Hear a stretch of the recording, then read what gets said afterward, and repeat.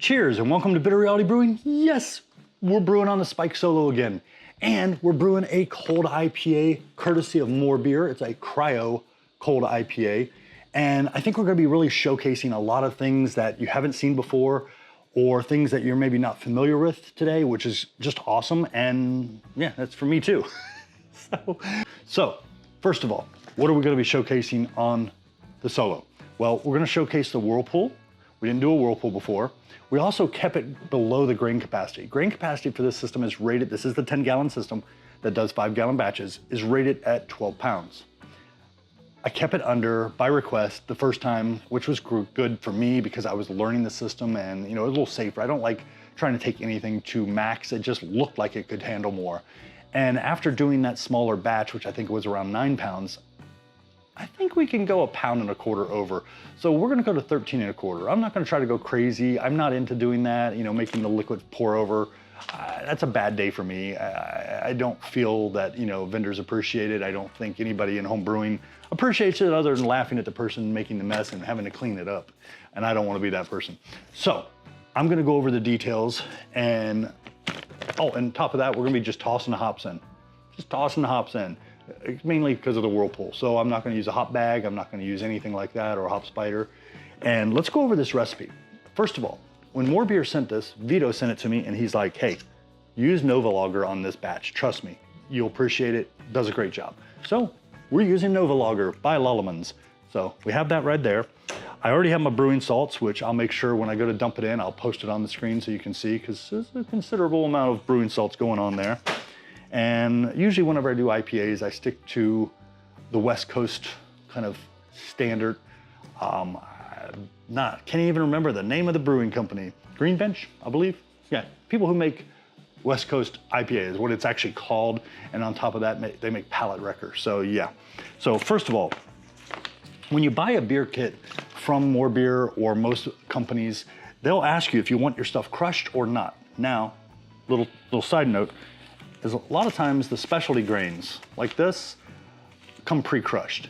You can either crush them more if you wanted them crushed really fine, or you go, oh my gosh, it looks crushed too fine. Don't worry about it, because if you didn't want it crushed, your base malts are not gonna be crushed. And you can crush those and you just blend this in, trust me, you're not gonna have an issue. Just trust me on it. If you're crushing these properly, those will blend in, it'll all be good. So let's go over this grain bill, because the grain bill is a little bit big for the system and the hops are insane. It's like 11.5 ounces of hops and tons of different, I thought I was crazy when I do varieties, but there's a lot of variety here, and I do mean a lot of variety, and one I probably can't pronounce correctly. So I'll leave a link down below in the description to a guy in New Zealand that tries to pronounce things correctly. He's probably the most well-known in that industry down there. So if he says it's that way, or he says there's 3 pronunciations, then there's 3 pronunciations. So first of all, what do we have? Well, we have 9 pounds of 2-row. Oh, I'm sorry, 12 pounds. 12 pounds, I'm already getting it wrong. So we got 5 pounds, 5 pounds, 1 pound, 1 pound. So it's 12 pounds of 2-row. Then we turn around and we add a 1/2 pound of Munich malt. It's pre-crushed. I'll crush this and we'll be all good. Carapils, and the Carapils is crushed, but to me it doesn't look crushed enough, so I'm gonna toss it back through. And then we have Great Western white wheat, and that's a 1/2 pound.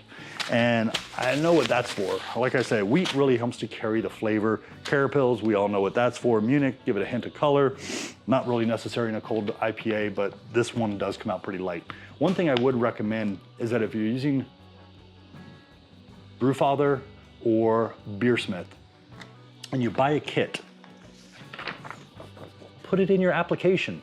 The reason you want to do that is because then you have your equipment in here to configure it and you can look at it. And as we talked once before about modifying kits, I'm debating about this one. I might I'll wait till I get my gravity towards the very end of the boil, and I might toss an extra 4 to 6 ounces of corn sugar.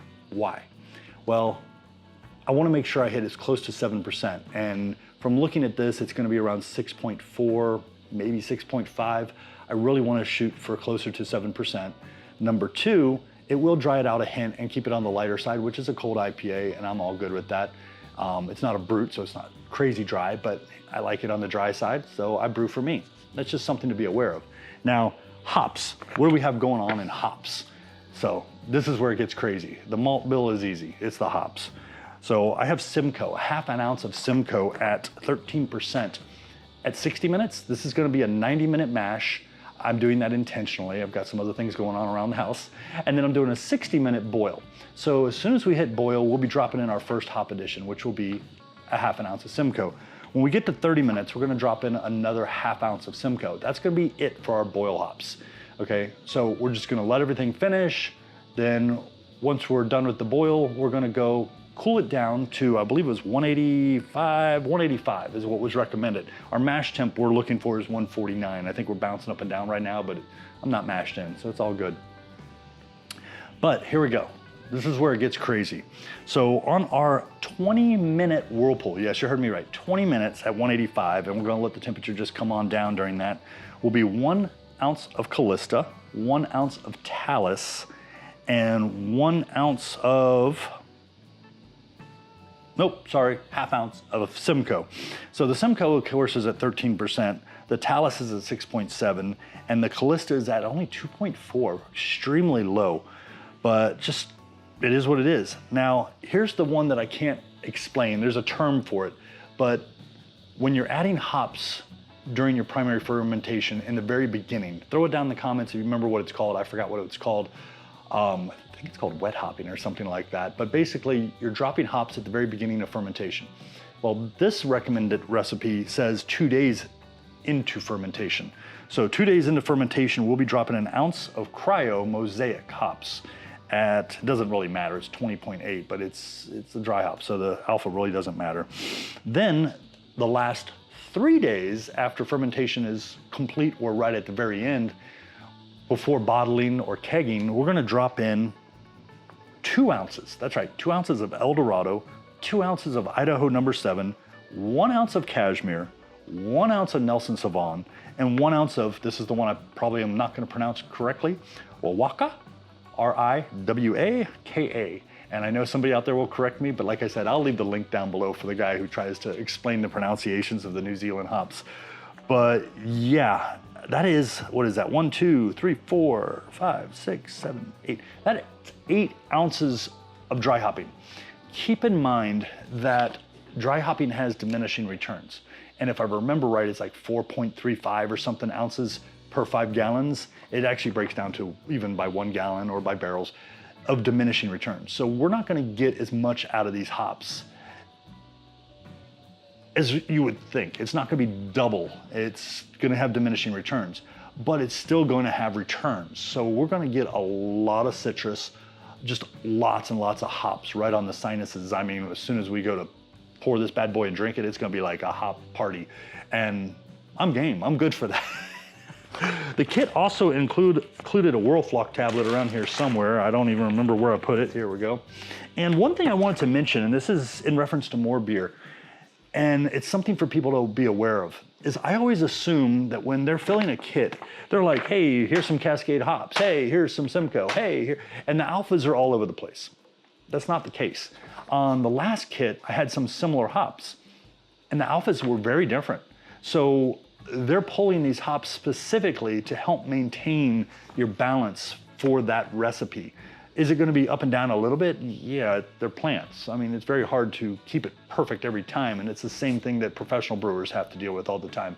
So that is really cool to know that when I'm ordering a beer kit from someone like More Beer, specifically from More Beer, because I don't know if everybody else is doing this, they're gonna make sure that the hops are within reference to that recipe. Just something that I thought was really cool. And on top of that, with this recipe, I mean, I know it's not the cheapest recipe out there, and yes, I will leave links down below for everything, and yes, some of them will be affiliate links. Doesn't cost you anything extra, but this kit would cost me more to buy these hops individually than it would just to buy the whole kit with everything in it. I mean, I couldn't even get close to the price. So that's a really cool thing too. And you know, they're running deals on kits all the time. So sometimes when you really want to brew a certain beer, it might be actually more cost effective to just buy the kit than trying to build the beer, because you're going to end up, now if you do, you're going to end up probably with lots of extra hops left over, and you're gonna have to figure out something to brew with that, which not always a bad thing, but hey, just something to be aware of. But yeah, let's just go ahead and dump the brewing salts in. I'll stand over here so we have a space to put the brewing salts, you know, the information. And of course, it always has to stick. And what I'll do is I'll get that stirred up. I'm gonna get the grains crushed. I don't think you need to watch that, but hey. And we'll get mashing in. Be right back. Sorry, this is part 1 of 3. I had to cut the video. It just ran way too long, and I'm not gonna keep this one going, but this is part 1 of 3. Keep watching. I'm drinking the cold IPA. The second part is the actual brew day, and the third part will be the taste test. Cheers.